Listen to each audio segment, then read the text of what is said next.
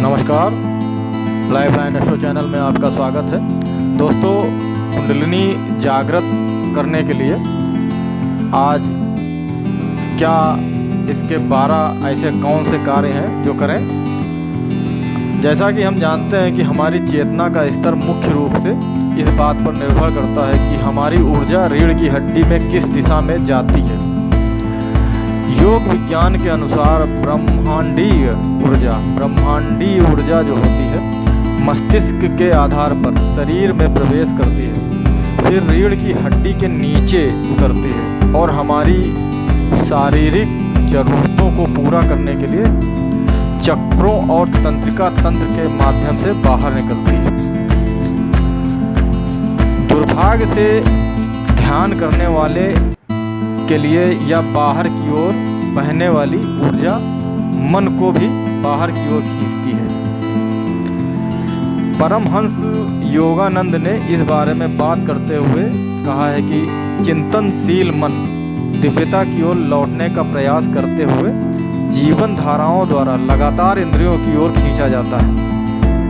जब ऊर्जा को इंद्रियों से मस्तिष्क की ओर अपने प्रवाह को उलटने के लिए प्रेरित किया जा सकता है तो यह हमारी चेतना को एक दूसरी दुनिया का पता चलता है। संसार जो है पदार्थ नहीं बल्कि आत्मा का है। कुंडलिनी ऊर्जा क्या है? हर व्यक्ति के सिर के ऊपर एक सकारात्मक चुंबक होता है जो हमारी चेतना को ईश्वर के साथ हमारी सहज एकता की ओर ऊपर की ओर खींचता है। साथ ही रीढ़ की हड्डी के आधार पर एक चुंबक होता है जो हमें नकारात्मक स्वार्थ की ओर, अज्ञानता की ओर खींचता है। इसके लिए फ्रांसीसी लोगों के पास एक मुहावरा है, नोस्ट लगी डे ला बोए, मिट्टी के लिए उदासीनता। दूसरे शब्दों में हमारी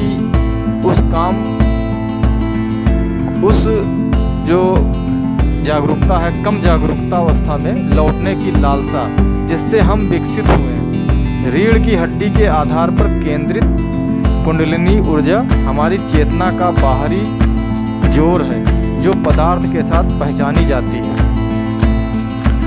ऊर्जा का यह भंडार ही है जो ध्यान करते समय हमारे मन को बेचैनी की ओर खींचता है। सच्चा आंतरिक धर्म जीवन शक्ति को रीढ़ की हड्डी के आधार पर स्थित उसके ठिकाने से वापस लाना, उसे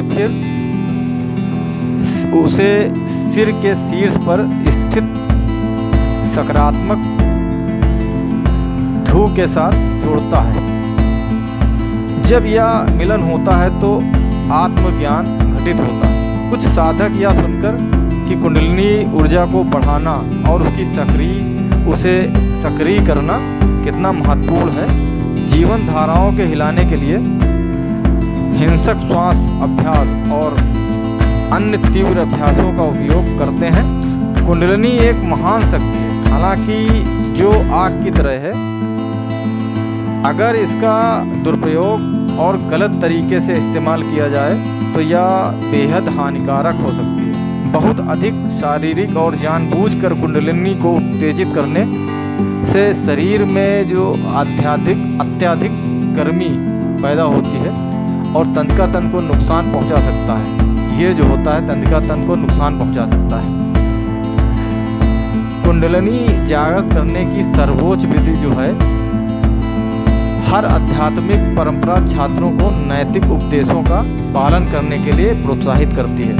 कोई भी धर्म हो उसमें आध्यात्मिक परंपरा जो होती है वो छात्रों को नैतिक उपदेशों का पालन करने के लिए प्रोत्साहित करती है। इसका एक अच्छा कारण है, ऐसा करने से वे अपने ईश्वरीय स्वभाव के अनुरूप हो जाते हैं। जब भी हम उदार या प्रेमपूर्ण विचार सोचते हैं तो ऊर्जा ऊपर की ओर निकलती है, जबकि कोई भी व्यक्तिगत इच्छा पूरा करने के लिए कुंडलिनी को नीचे की ओर खींचती है। योग का उद्देश्य जीवन शक्ति को रीढ़ की हड्डी की ओर पुनः निर्देशित करना है। इस महान लक्ष्य को प्राप्त करने के लिए हमारे बाहरी जीवन को हमारे ध्यान संबंधी प्रयासों को मजबूत करना होता है। अन्यथा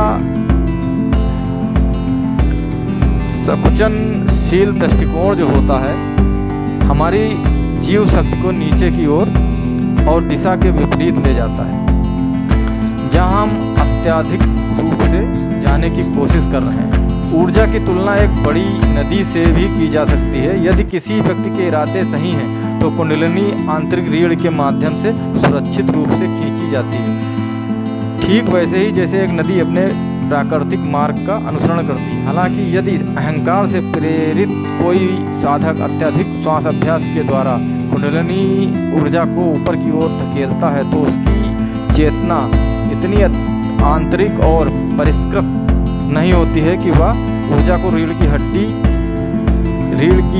गहरी जो रीढ़ होती है उसकी गहरी चैनलों में स्वतंत्र रूप से प्रभावित होने दे। इस मजबूर ऊर्जा को कहीं ना कहीं बहना ही है, और जब ये बहती है तो तन को नुकसान पहुंचा सकती है, जैसे एक नदी अपने किनारों से बह जाती है। इसी प्रकार से कुंडली जागृत के लिए 12 चीज़ें जो हैं आप कर सकते हैं। सबसे पहले आपको ईश्वर से प्रेम करें। हर किसी को, हर चीज़ को ईश्वर की अभिव्यक्ति के रूप में देखें। दूसरों की सेवा करें। इसी प्रकार से सकारात्मक दृष्टिकोण रखें, उदार बने और किसी भी तरह की नकारात्मक ऊर्जा जो होती है उससे बचें। प्रकाश की चेतना में जिए, अपनी उच्चतर प्रकृति की पुष्टि करें। अधिक जागरूकता में जिए, नींद भरी अचेतन ऊर्जा में डूबने के प्रलोभों से बचें। ऐसी किसी भी चीज़ से बचें जो दिमाग को सुस्त कर दे। ध्यान करें। परमहंस योगानंद द्वारा सिखाई गई क्रिया योग की ध्यान तकनीकें अत्यधिक अनुशंसित हैं। हल्के श्वास व्यायाम, कल्पना, योगासन, ऊर्जा वर्धन व्यायाम करें, जप करें। कुंडलिनी को बढ़ाने के लिए भक्तिपूर्ण जप बहुत शक्तिशाली है। जीवन को हाँ कहें, हर परिस्थिति का सामना करें, जो भी करें उसमें ऊर्जावान रहें। अपनी मुद्रा अच्छी रखें और अपनी रीढ़ सीधी रखें। रीढ़ की हड्डी में रहना सीखें और वहीं केंद्रित रहें। कुंडलिनी को नीचे से ऊपर की ओर खींचने की बजाय ऊपर से ऊपर की ओर खींचें। ऊपरी चक्रों को विशेष रूप से आध्यात्मिक आंख में चुंबकत्व का एक मजबूत सेतु बनाएं। संत लोगों के बारे में सोचें और उनके आकर्षण से अपनी मदद लें। वे आपके प्रयासों को सशक्त और संचालित करेंगे। इस प्रकार से कुंडलिनी जागृत करने से आपको बहुत लाभ होगा। इस प्रकार से जीवन को अपने ढालें। इससे आपका जो मन है वो बिल्कुल स्थिर रहेगा, और जब मन स्थिर होता है तो आपको जो भी आप कार्य करते हैं, बिजनेस है या व्यापार, बिजनेस आप जॉब कर रहे हैं, तो उसमें आपको सफलता मिलेगी। इसके लिए आप ये प्रयास करें, मन और धन दोनों आपके बस में होंगे। तो दोस्तों, अगर वीडियो अच्छा लगा है तो कृपया सब्सक्राइब करें, चैनल से जुड़ जाएं